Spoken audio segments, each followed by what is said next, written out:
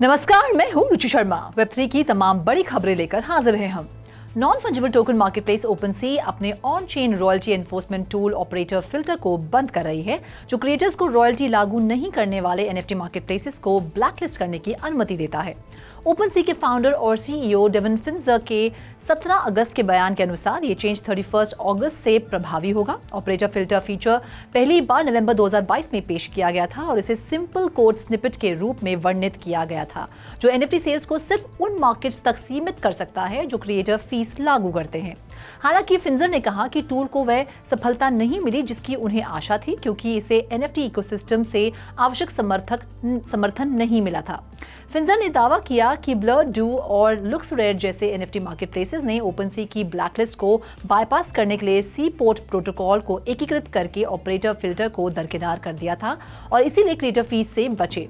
Fincher ने कहा कि उन्होंने क्रिएटर्स की ओर से विरोध भी देखा, जिन्होंने टूल को उनकी कलेक्शंस बेचने के स्थान पर उनके कंट्रोल का अतिक्रमण करने के रूप में देखा। अंत में फिंजर ने समझाया कि हालांकि क्रिएटर्स फीस कुछ बिजनेस मॉडल्स के लिए उपयोगी है, ये क्रिएटर्स के लिए अवेलेबल कई रेवेन्यू स्ट्रीम्स में से केवल एक है और एनएफटी टेक्नोलॉजी के कई अन्य यूज केसेस हैं जिन पर विचार करने की आवश्यकता है।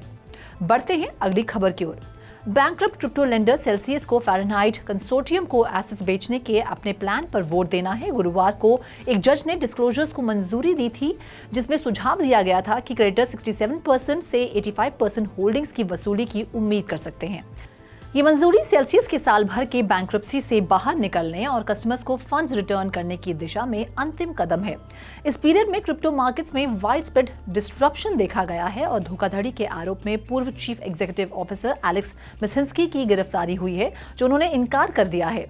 क्रिस फेरेरो, जो अब इंटरिम सीईओ के रूप में कंपनी के इंचार्ज हैं, ने इस एक ईमेल बयान में कहा कि हम कस्टमर्स और क्रेडिटर्स के लिए बेस्ट आउटकम बनाने और जितनी जल्दी हो सके वैल्यू वापस करने पर केंद्रित है। चैप्टर 11 प्रोसीजर के तहत जो शुरू हुई थी जुलाई 2022 और इनकी निगरानी न्यूयॉर्क बैंक्रप्सी जज मार्टिन ग्लेन द्वारा की जा रही है। क्रेडिटर्स को योजना पर मतदान करने के लिए बैलेट्स भेजे जाएंगे, जिसमें 24 अगस्त से 22 सितंबर के बीच अरिंगटन कैपिटल और माइनर यूएस बिटकॉइन कॉर्प सहित एक कंसोर्टियम को एसेट की सेल शामिल है। बाकी अहम खबरों के लिए करते हैं विशाखा का रुख। Mastercard central bank digital currency program पर रिपल, कंसेंसस और अन्य ब्लॉकचेन कंपनीज के साथ पार्टनरशिप कर रहा है। 17 अगस्त को पेमेंट्स जायंट ने अपने सीबीडीसी पार्टनर प्रोग्राम की घोषणा की, जिसमें की tokenized assets company Fluency, digital assets platform Fireblock, Consult, हाइपरॉइन और आईडिमा जैसे अन्य इनॉग्रेल पार्टनर्स शामिल थे। प्रोग्राम के सभी पार्टनर्स के पास सीबीडीसी या पेमेंट सर्विसेज इंफ्रास्ट्रक्चर पर काम करने की हिस्ट्री है। मास्टरकार्ड के अनुसार प्रोग्राम क्षेत्र में प्रमुख प्लेयर्स के बीच कोलैबोरेशन को सक्षम करेगा। हालांकि कंपनी ने अपने प्लान स्पेसिफाई नहीं किए, लेकिन वह अपने पार्टनर्स से सीबीडीसी के डेवलपमेंट और फ्यूचर में इनपुट चाहती है।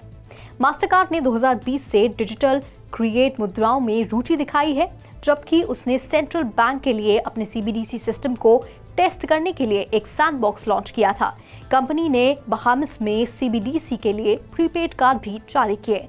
इस प्रोग्राम के साथ कंपनी सीबीडीसी विकसित करने वाली अन्य लीडिंग कंपनीज के साथ साथ हाथ मिलाना चाहती है। ब्लॉग पोस्ट के अनुसार प्रोग्राम सीबीडीसी के बेनिफिट्स और लिमिटेशंस को स्पष्ट करेगा और उन्हें कैसे सुरक्षित रूप से लागू किया जा सकता है।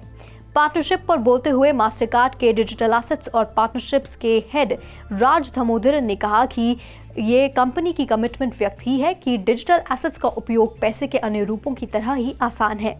उन्होंने कहा कि ये इंटरऑपरेबिलिटी के जरिए संभव होगा। Over to you Roshni. Company ने एक ईमेल में कहा कि क्रिप्टो एक्सचेंज कॉइनबेस इस महीने के अंत से कैनेडियन यूजर्स के लिए यूएसडीटी, डाई और राइस स्टेबल कॉइन्स के साथ ट्रेड को निलंबित कर देगा। यूजर्स को भेजे गए नोट में लिखा है, हम नियमित रूप से अपने एक्सचेंज पर एसेट की निगरानी करते हैं ताकि ये सुनिश्चित हो सके कि वे हमारे लिस्टिंग स्टैंडर्ड्स को पूरा करते हैं।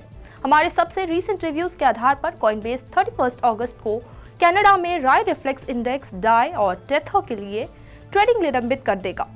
नोट में कहा गया है कि ट्रेडिंग सस्पेंशन के बाद यूजर्स इंपैक्टेड स्टेबल कॉइन्स को डिपॉजिट करने और विड्रॉ करने में सक्षम होंगे। ये कार्रवाई कॉइनबेस को इस हफ्ते ऑफिशियल लॉन्च के साथ देश में अपनी सर्विसेज का विस्तार करने, लोकल बैंकिंग रेल्स को एकीकृत करने और रेगुलेटर्स के साथ काम करने के बाद हुई है। एक्सचेंज ने पहले स्पष्ट नियमों के साथ क्रिप्टो को रेगुलेट करने, डिजिटल एसेट फर्म्स के साथ जुड़ने के लिए कैनेडियन अथॉरिटीज के दृष्टिकोण की प्रशंसा की। तो आज के लिए बस इतना ही। ऐसी वेब3 से जुड़ी खबरों के लिए देखते रहिए 3.TV। ऐसी और ज्यादा अपडेट्स के लिए हमारी वेबसाइट www.3versetv.io पर लॉग ऑन करें या फिर स्कैन करें हमारा QR कोड। Thank you.